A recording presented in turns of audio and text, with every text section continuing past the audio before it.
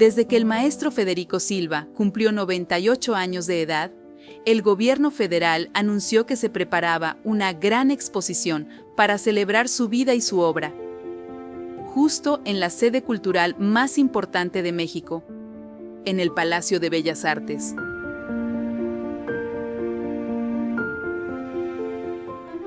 La invitación y los preparativos giraron en torno a la fecha prevista para el evento, el 30 de noviembre del 2022, al que fueron convocados familiares, amigos, artistas, intelectuales y público en general. Según relata la maestra María Esther González, esposa del homenajeado, originalmente Federico y ella habían previsto trasladarse de su casa en Tlaxcala a la Ciudad de México el 29 de noviembre, pero al no sentirse del todo bien el maestro, prefirieron posponer su viaje para el día siguiente. El artista, inquieto como era su costumbre, hacía bocetos en la sala de su casa, mientras que su esposa le platicaba a distancia. Y entraba y salí un par de veces a la cocina y regresaba y estábamos hablando, y le dije, ¿por qué no me contestas? Sentados en el sillón, ¿no? ¿Por qué no me contestas? Y volteé y no se estaba moviendo y entonces me levanté a ver qué tenía y no me contestaba. Entonces llamé al doctor, el doctor llegó inmediatamente, dijo, no tiene signos vitales. Lo cierto es que aquella celebración de la obra del maestro Silva, llamada Lucha y Fraternidad, se llevó a cabo, solo que a manera de homenaje póstumo y de cuerpo presente.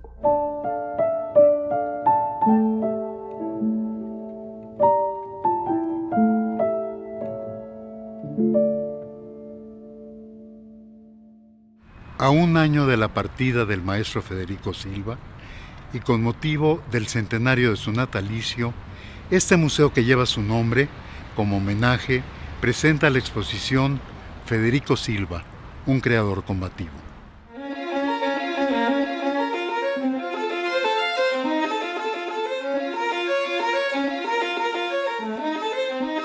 Nosotros lo que quisimos hacer era como que darle un sentido más humano a la exposición, o sea, como si fuera el propio maestro el que te estuviera contando cómo fue su vida y cómo fue su trayectoria artística, ¿no? Polifacético, de profundo amor por México, Federico Silva asumió, desde su más temprana juventud, un inquebrantable compromiso con el proletariado mexicano, cuya prioridad antepuso a intereses personales y de grupo, encarando abiertamente al régimen autoritario y corrupto de mediados del siglo XX. De ahí la licencia de calificarlo un creador combativo.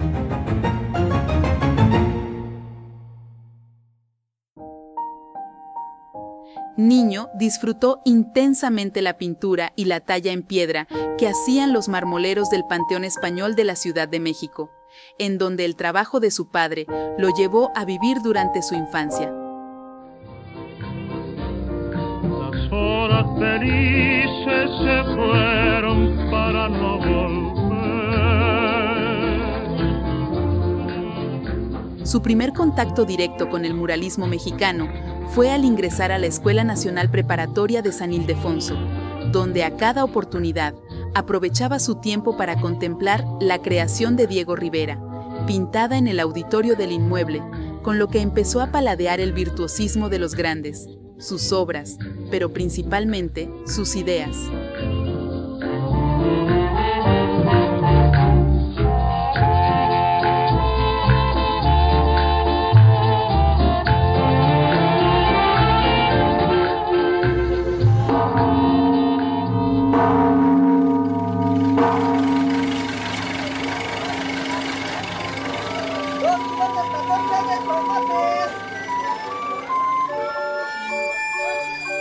Con apenas 21 años de edad, el 7 de junio de 1944, Federico Silva tuvo un encuentro con la historia. Un encuentro que le haría emprender un camino del que jamás regresaría.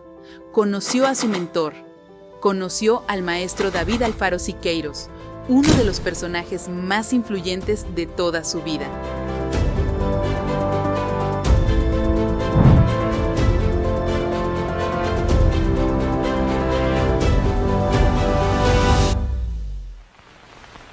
Al ser inaugurado el mural Cuauhtémoc contra el mito, conocí al maestro Siqueiros en medio de reflectores, cámaras de cine y gente apretujada entre pasillos y escaleras.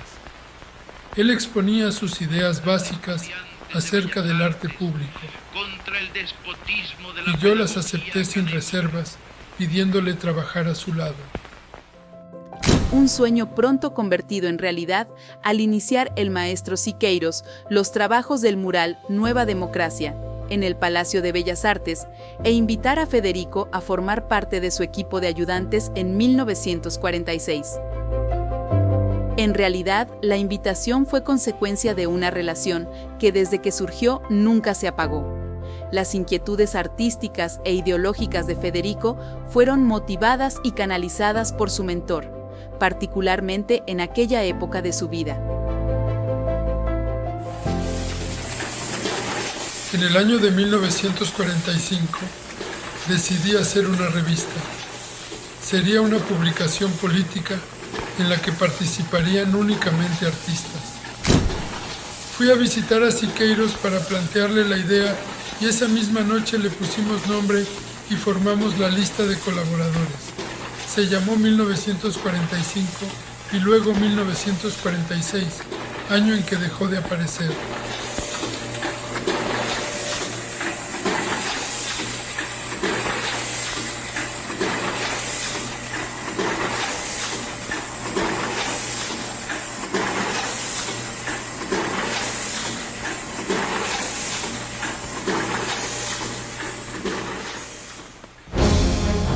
La prolífica actividad artística e intelectual del maestro Silva había detonado y no pararía más que con su muerte. Una primera etapa de su vida la dedicó al muralismo figurativo, de la cual destacan la lucha del pueblo mexicano a través de su historia, de 1949, Cuauhtémoc, de 1950 y 1951, La técnica al servicio de la paz, de 1953, y finalmente, Regresión y progreso, de 1959 a 1961, además de innumerables obras de Caballete.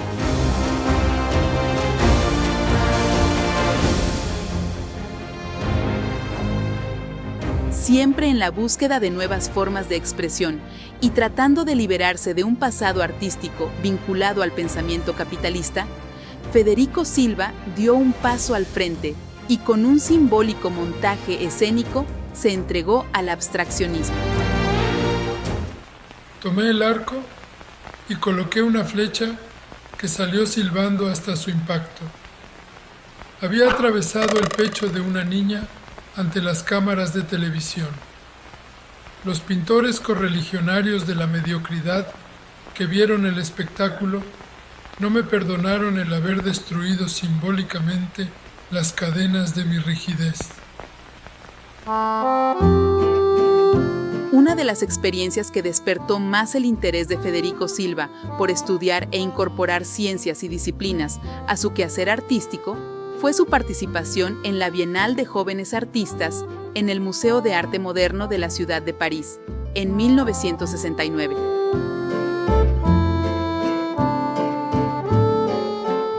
Pues aunque la idea de un arte vivo, en movimiento, dinámico, le venía desde sus primeros pasos, al lado del maestro Siqueiros, la física, la mecánica y la óptica fueron posibilidades concretas que le permitieron regresar a México y ser vanguardia de lo que desde entonces se denominó arte cinético.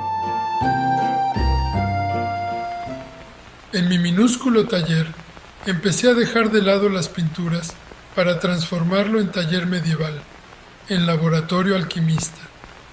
Con cartón, placas, espejos, prismas y pequeños motores, me propuse construir objetos, cajas, cápsulas, en los cuales se produjeran fantásticas sucesiones de imágenes coloridas y de formas cambiantes.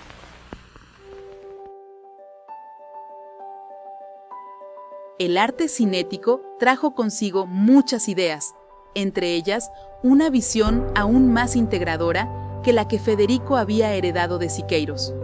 Por ello, no es casual que en 1977, junto con Matías Geritz, Manuel Felgueres, Helen Escobedo, Erzúa y Sebastián, el maestro Silva haya propuesto un proyecto escultórico colectivo que conectara al arte público con la naturaleza, lo que se vio concretado con el apoyo del rector de la UNAM, Guillermo Soberón, y su director de Humanidades, Jorge Carpizo, en el espacio escultórico de Ciudad Universitaria.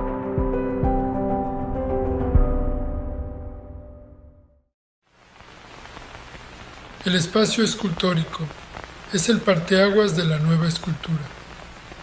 Es la recuperación del sentido público espacial de la escultura, cuyos antecedentes están en lo precolombino, presencia de lo ceremonial, lo religioso, lo lúdico, y al mismo tiempo los aportes de un pensamiento abstracto, geométrico, esperanzado y prospectivo.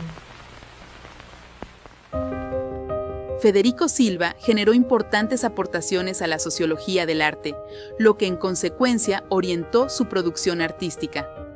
Sostuvo que siendo parte de la sociedad y reflejo de la misma, toda creación debe tener un sentido social, crear piezas de arte público monumentales y situarlas en espacios públicos abiertos.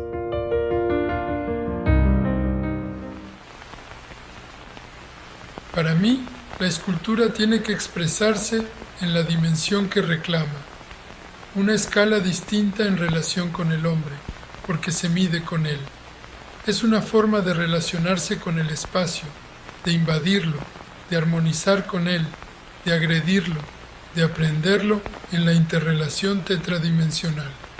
Su contacto espacial está relacionado con el movimiento del espectador, que cambia con las distancias y los puntos de vista, con el entorno urbano, ecológico, geográfico e histórico.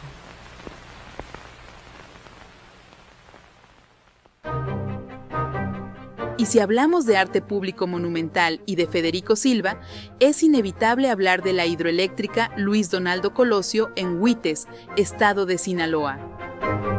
La Comisión Nacional del Agua ha desarrollado la tradición de erigir una escultura donde construye una presa. De ahí que el organismo haya invitado a Federico a conocer la obra y a hacer una propuesta. Sin embargo, su decisión de proponer un majestuoso mural de 6.000 metros cuadrados fue casi instantánea, cuando conoció aquel monumental y misterioso túnel de la obra habitado por águilas.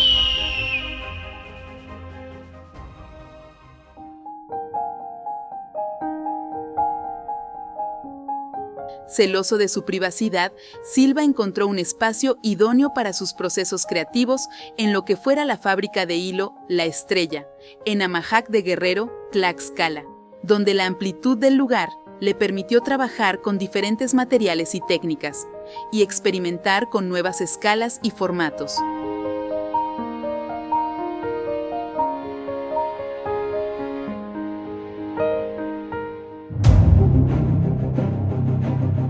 Incansable y obsesivo, Federico Silva, desde su adolescencia y hasta el último día de su vida, se entregó a la cultura como instrumento de reencuentro e identidad.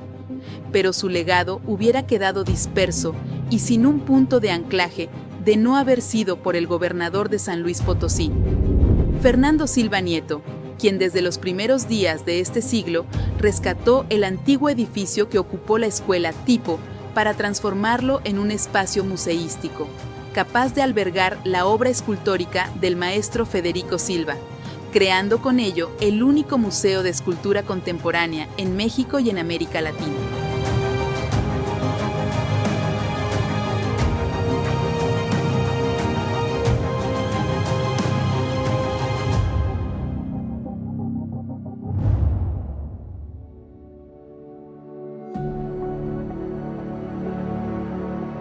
Federico Silva fue merecedor de importantes distinciones en México y en el mundo, pero destacan entre ellas el Premio Nacional de Ciencias y Artes en 1995, que es el reconocimiento más importante que el Gobierno de la República otorga a sus creadores. Caballero Andante, en el 2008 en Ciudad Real, España, así como los doctorados honoris causa de la Universidad Autónoma de San Luis Potosí y la Universidad Nacional Autónoma de México en 2010, aunque sin duda el más importante reconocimiento recibido por el maestro Federico Silva es el de sus pares y el del pueblo de México, que continúa admirando su creación artística.